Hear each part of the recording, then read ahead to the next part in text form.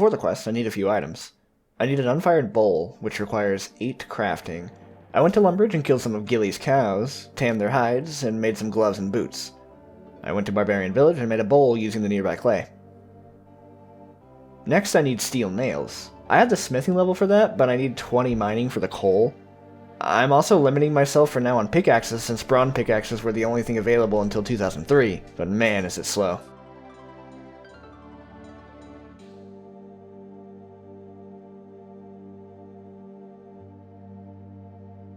I also need 3 planks. Interestingly, the only place where you can get them is the Wilderness.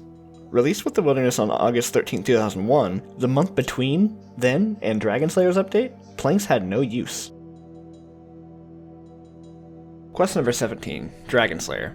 The hardest quest released so far, with a steep requirement of completing nearly all quests before and, at the time, a boss fight of the strongest monster in RuneScape. Hours and hours of preparation completed. I'm ready to take on this challenge. But I've completed every quest. I've completed a quest that doesn't exist yet. Well, Jagex removing Romeo and Juliet and turning 2 quests into mini-quests shuffled a few things around. Now I need 5 more quest points in order to start Dragonslayer. That's unfortunate. 3 episodes in and I'm already a liar. This is hopefully the only sequence break that I need to do in the entire series. Well, I did some deciding and found that I only have to do 2 quests. They're both simple and are within the next 3 quests after Dragonslayer, so it's not too bad. I'll be back, Champion Guildmaster. These 2 quests are in the Druidic village of Taverley. This area I will unlock in its entirety after completing Dragonslayer. For now, I'm just intruding for a few minutes. I'll obviously not unlock any of the content I get from these quests until completing Dragonslayer. Quest number 18, Druidic Ritual.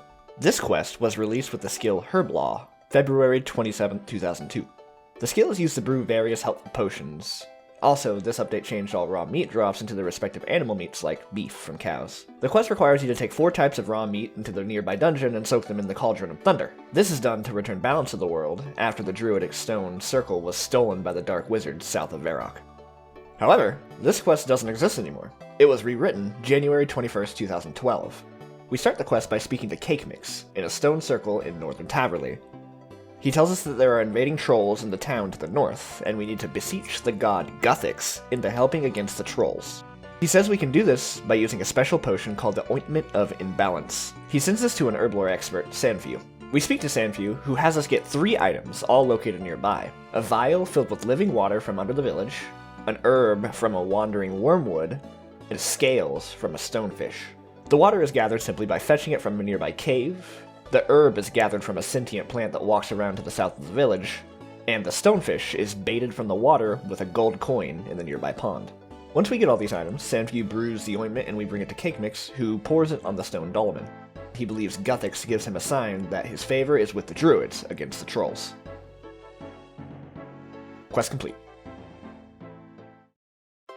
Quest number 20, Witch's House. Yeah, I'm skipping 19 for now. I'm doing that because I don't want to unlock 2 new areas while fudging requirements for Dragonslayer, since Quest 19 requires access to Entrana. Thank you for your understanding. The only major change since this quest release is it was moved south of Taverley. We speak with a young boy who we find crying outside a hedged-in garden. He explains to us that he's kicked his ball into the garden, and the mean old witch who owns it won't give him his ball back. We offered to retrieve it for him, and head to the front door of the house. We steal a key, commit a B&E, find a diary, belongs to Nora T. She worked with Odenstein to install security to keep experiments unseen. The diary reveals how to bypass each security that Odenstein installed. Downstairs, we wear her leather gloves to let us into the electrified gate to steal a magnet. We take the magnet and a wedge of cheese into the next room. We bait out a mouse and slip the magnet into its harness, unlocking the magnetically locked door, allowing us into the garden. Then, we sneak around the perimeter while Nora's back is turned, reaching a fountain with a hidden key. We take the key and enter the shed where the ball is kept. Attempting to take the ball aggravates the witch's experiment, which appears to be a purple chicken. We kill it and it shifts into a spider, and then a bear, and then a wolf. I didn't bring any food to this fight, and it's not looking too great.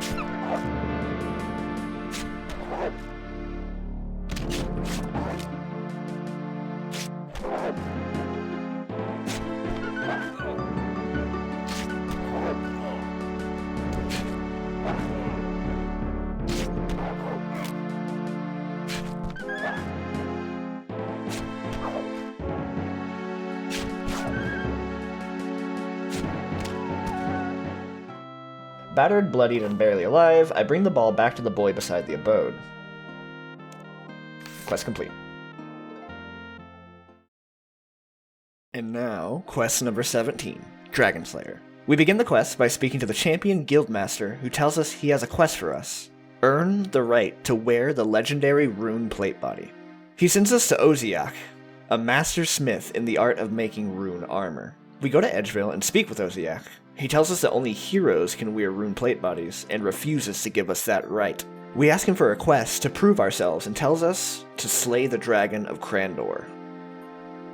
We return to the guildmaster and ask him what this means. He explains that Crandor was attacked long ago by a rampaging dragon, destroying the entire civilization and burning it to the ground. A few survivors escaped to the area south of Port Sarim, but the dragon gave chase and destroyed their refuge, leaving nobody alive save for 3 wizards. They used powerful magics to escape the dragon. These wizards kept with them a nautical map on how to return to Crandor, should the day come when they can. The map was torn into 3 pieces, and the wizards went their separate ways. We also asked the guildmaster how to fight a dragon, and how to sail to the island. He explains we should speak to the Duke of Lumbridge, who supplies adventurers with a magical shield that protects them from dragonfire. As for getting to the island, he recommends we purchase a boat from Port Sarim. We go to Lumbridge and meet Duke Horatio, the man whose birthday cake we helped make on our first quest. We tell him we need a shield to help us slay a dragon, and he asks us what dragon we plan to slay. We explain our quest, and he fears for the outcome, as the dragon has proven to fly from its island before. He tells us back in the years of his father, when Crandor was destroyed, the leaders of Asgarnia and Misselin had constant watches to warn of attacks. Luckily, none came. He entrusts us with an anti-dragon shield, and asks us to confirm the dragon is dead, should we come out victorious.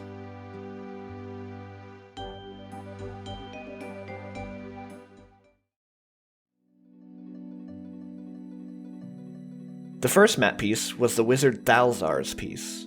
He was a Paranord man who took the location of the piece of the map to his grave. The guildmaster recommends we speak to the Oracle on Ice Mountain and have her divine the location. We go to her and she gives us a riddle. The map's behind a door below. Entering is rather tough. This is what you need to know. You must use the following stuff. First, a drink used by a mage. Next, some worm string, changed to sheet. Then a small crustacean cage. Last, a bowl that's not seen heat. We travel to the mine below and find a magical door. We use a wizard's mind bomb, a piece of silk, a lobster pot, and our unfired bowl on the door. The door consumes all the items and swings open. Inside, we find a chest with an inscription that reads, "Here I rest the map to my beloved home. To whoever finds it, I beg of you, let it be. I was honor-bound not to destroy the map piece, but I have used all my magical skill to keep it from being recovered. This map leads to the lair of the beast that destroyed my home, devoured my family, and burned to a cinder all that I love. But revenge would not benefit me now, and to disturb this beast is to risk bringing its wrath down upon another land. I cannot stop you from taking this map piece now, but think on this. If you can slay the dragon of Crandor, you are a greater hero now than my land ever produced. There is no shame in backing out now." We take the map piece from the chest and leave. The second map piece belonged to the wizard Melzar. The guildmaster explains Melzar constructed a mansion near Rimington to hide from the dragon. He tells us he procured a key to its front door, which he gives to us. Before we leave, he mentions that nobody has seen Melzar in years. We travel to the mansion and go through a maze-like dungeon of monsters, killing them and taking their keys to move to the next area.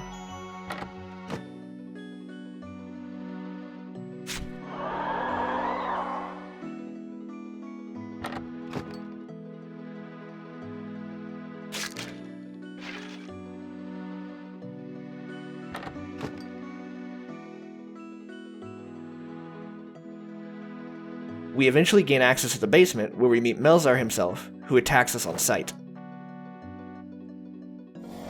While we fight him, he speaks nonsense and attempts to kick me through my plate mail. By the power of custard! He's easily killed and, like his monsters, drops a key to the next room. We kill a demon, grab its key, and find a chest. Inside the chest is Melzar's map piece. The final piece belonged to Wizard Lozar. The Guildmaster tells us that she died just a few weeks ago to a goblin invasion in Lumbridge. Learning this, we realize that the final survivor of the attack on Crandor was Melzar, who we killed a few minutes prior. He tells us that one of the goblins in the Goblin Village probably has the map. We learned from the village generals that the map was taken by Wormbrain. Wormbrain got caught stealing and is now in jail in Port Sarum. We arrive at the jail and ask to buy the map from him. He demands 10,000 gold, which he plans to use to bribe the guards. We give it to him and combine the 3 map pieces. Next, we go to the docks nearby and buy the Lady Lumbridge from a man named Clarence for 2,000 gold. He tells us that it needs some slight repairs, and also throws in his cabin boy, Jenkins, who seems oddly enthusiastic about being sold as a combo deal with a boat. We repair the boat, using the wilderness planks and the nails we smithed earlier, but the boat still needs a captain. We go to Draenor Village and speak to Ned. He explained he used to be a sailor, but can't anymore as nobody will let him due to his old age. He hesitates when we tell him that we're going to Crandor, but desperate to sail once again, he happily agrees and we give him the map. We meet him on the Lady Lumbridge and sail to Crandor. During the end of the voyage, suddenly the sky goes dark and something flies overhead.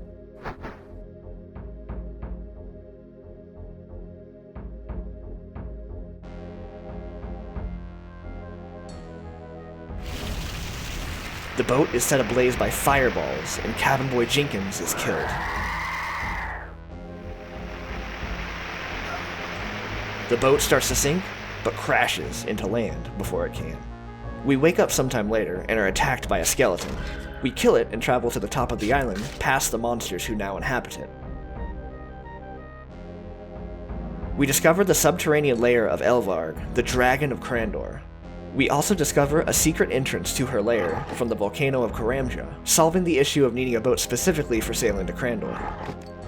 Hours of fishing, killing hundreds of chickens, over 1,000 barbarians, venturing into the deep wilderness, completing every quest up to this point, and even going into the future to do quests that haven't come out yet. All my training and preparation has culminated to this fight.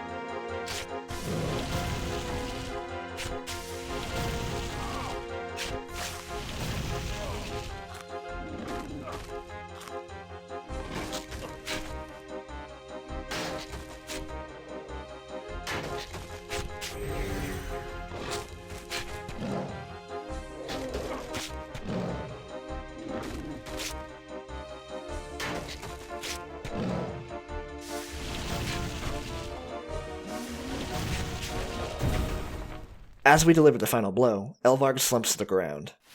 We tear off her head with our bare hands and take it as proof to Oziak.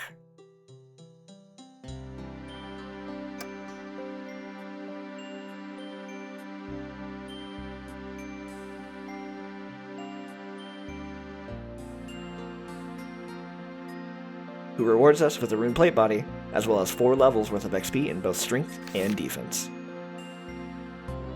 Quest complete. Thanks for watching. More to come. Funniest comment gets a heart.